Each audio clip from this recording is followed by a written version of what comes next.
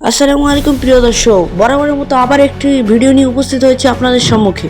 ঘটকপুকুর ভাঙড়ের অন্তর্গত একটি কাঠের ব্রিজ, সেটি নিয়ে বারংবার প্রশ্ন উঠছে। কি বলছে জনসাধারণ এবং কি বলছে নেতাকর্মীরা, দেখতে থাকুন বিস্তারিত খবর এএমটিভি গ্লোবালে। সেতুটাকে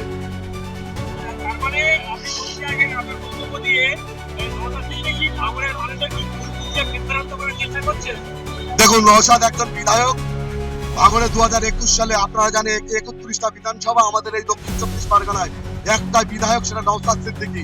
আমাদের দলের কিছু কুখ্যাত বেঈমান হারবাল যারা ছিল, দলের গাদ্দার যারা ছিল, তারা গাদ্দারি করেছিল বলে আজকে নওশাদ সিদ্দিকী এখানে জিতেছে।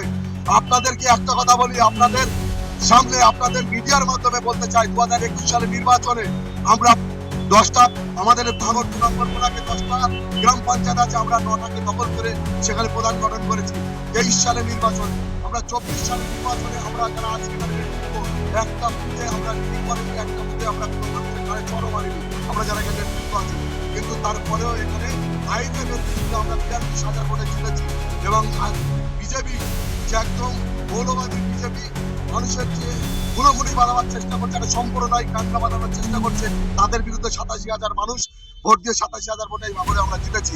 তার নওশাদ সিদ্দিকী জিতে আছে কোথায়? সে তো একদম পঞ্চায়েতে হেরেছে, লোকসভায় হেরেছে, আবার 2026 সালে দেখবেন এখান থেকে 9টা নম্বর বুথে এসে বাড়ি চলে যাচ্ছে। এত পরিমাণে এখানে ভিড় জমে, আজ ওই ভিড়ে শওকত মোল্লা ওই ভিড়ে পড়ে যায়। পড়ার পরে আমরা দাদাকে বলি, দাদা এখানে ব্যাপক ভিড় হচ্ছে, মানুষ তোমার পেষ্টা পিষ্টি হচ্ছে, এই ব্রিজটা দীর্ঘদিন তোমার মানুষ কষ্ট পাচ্ছে, এটা যাতে করে কনক্রিট ব্রিজ হয় সেই মতন তোমার কাছে আমরা আর্জি জানাচ্ছি। এটা যত তাড়াতাড়ি এই ব্রিজটা তোমার পাকা হয় তার জন্য আমরা আবেদন করছি। তা দাদা সেই সময় কথা দিয়েছে যে এই ব্রিজ তাড়াতাড়ি আমরা এটা কনক্রিট ব্রিজ যাতে হয় সেই মতন আমরা ব্যবস্থা করব। সাথে সাথে এটাও দাদা করেছে, আমার এই বিজয়গঞ্জ বাজার থেকে আর কয়লাকাটা মাঠ পর্যন্ত আমাদের রাস্তার হালটা খুবই খারাপ, এতে 5 কোটি টাকা স্যাংশন করেছে। এই সাথে সাথে তোমার ভাঙড় বিজয়গঞ্জ বাজার থেকে তোমার কয়লাকাটা মাঠ পর্যন্ত এটুকু রাস্তা আমাদের তোমার রাস্তা হবে, এটাও আমরা খুব আনন্দিত। এই যে আইএসএফ যে কথা বলছে, এরা কাজের কোনো ঘটা নেই, এরা মিথ্যের পদে শুধু দড়ি বেঁধে এরা চলতে, এদের কাজ তোমার এই পর্যন্ত একটা কাজ তোমার দেখা দিতে পারেনি। তা হাওয়াদের সামনে বিধানসভা ভোট, এই হাওয়াতে কোনো লাভ হবে না।